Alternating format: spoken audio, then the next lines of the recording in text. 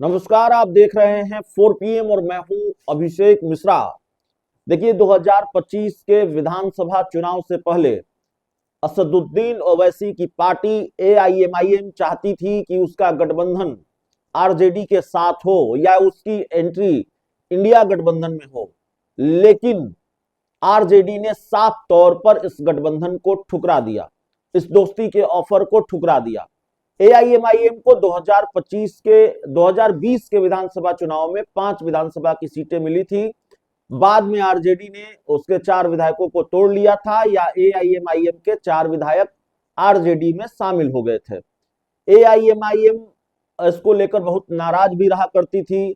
तेजस्वी यादव और एआईएमआईएम के बीच कह सकते हैं कि बड़ी वाली और कड़ी वाली सियासी दुश्मनी रही, लेकिन सब कुछ भुलाकर, और जाहिर तौर पर एआईएमआईएम को भी ये जरूरत महसूस हुई हो कि शायद इस बार अकेले की राह आसान नहीं है, तो उसने इंडिया गठबंधन में एंट्री चाहिए।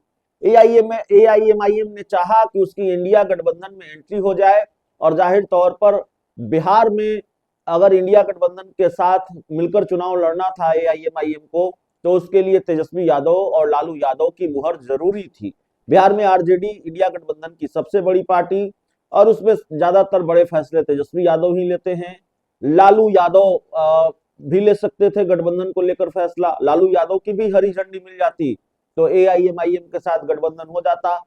लालू यादव को चिट्ठी लिखी एआईएमआईएम के प्रदेश अध्यक्ष अख्तरुल ईमान ने, और उन्होंने चिट्ठी लिखकर ये बताया, ये समझाने की कोशिश की। उस चिट्ठी का मजमून ये रहा कि अगर एआईएमआईएम से दोस्ती हुई तो क्या फायदा इंडिया गठबंधन को हो सकता है, और दोस्ती नहीं होने का क्या नुकसान इंडिया गठबंधन को या विपक्षी पार्टियों को होता रहा है, और कैसे भारतीय जनता पार्टी जैसी पार्टी इसका फायदा उठा ले जाती है।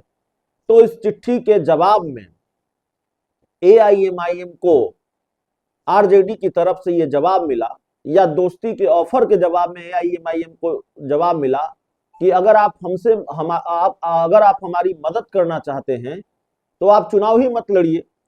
कम से कम चुनाव नहीं लड़कर भी कई बार मदद कर दी जाती है। भला एआईएमआईएम 5 सीट जीती हुई पार्टी, सीमांचल में उसका अपना प्रभाव, तो वो चुनाव से पीछे कैसे हट जाती।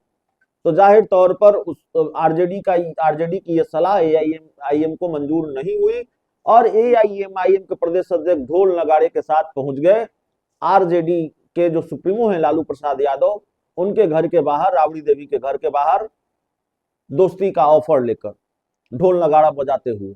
तो जाहिर है दोस्ती नहीं होनी थी। आरजेडी ने अपना फैसला पहले ही सुना दिया था।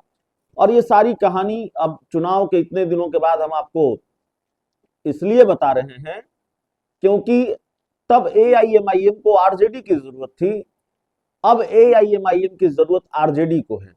तेजस्वी यादव को एआईएमआईएम के विधायकों की जरूरत है, उनके समर्थन की जरूरत है, वरना तेजस्वी यादव का एक बड़ा काम रुक जाएगा। तेजस्वी यादव को, आरजेडी को एक बड़ा नुकसान हो जाएगा। अगर एआईएमआईएम सपोर्ट कर दे तो संभवतः तेजस्वी यादव का काम आसान हो सकता है, तेजस्वी यादव एक बड़े नुकसान से बच सकते हैं। दरअसल राज्यसभा सीट की हम बात कर रहे हैं।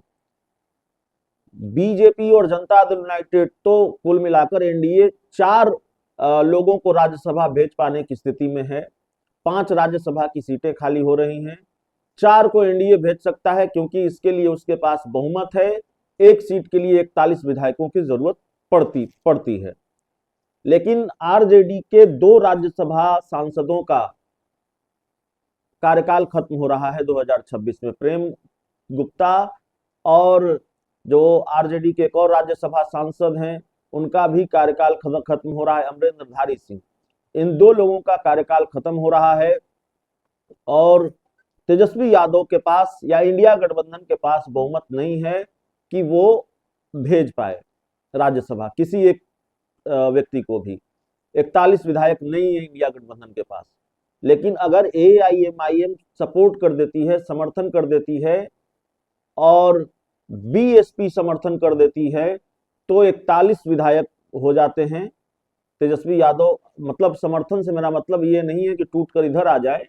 एआईएमआईएम अगर राज्यसभा के मामले में तेजस्वी यादव को या इंडिया गठबंधन को सपोर्ट करे और बीएसपी सपोर्ट करे, तो 41 विधायकों का समर्थन होगा तेजस्वी यादव के पास राज्यसभा सीट के लिए, और आरजेडी कोटे से, इंडिया गठबंधन के कोटे से कोई एक व्यक्ति राज्यसभा जा सकता है। एआईएमआईएम मदद करेगी, क्या तेजस्वी यादव को एआईएमआईएम का साथ मिलेगा राज्यसभा के लिए? और सवाल बीएसपी को लेकर भी है कि क्या बीएसपी भी मदद करेगी राज्यसभा सीट के लिए तेजस्वी यादव? तो राज्यसभा का गणित बड़ा पेचीदा हो गया है आरजेडी के लिए। 4 जो सीटें हैं वो आसानी से एनडीए के खाते में जाती हुई दिख रही हैं, लेकिन जो 5वीं सीट है उसके लिए बहुमत एनडीए के पास भी नहीं है और उसके लिए बहुमत तेजस्वी यादव के पास भी नहीं है। तो मामला फंसा हुआ है। बहुत बहुत धन्यवाद।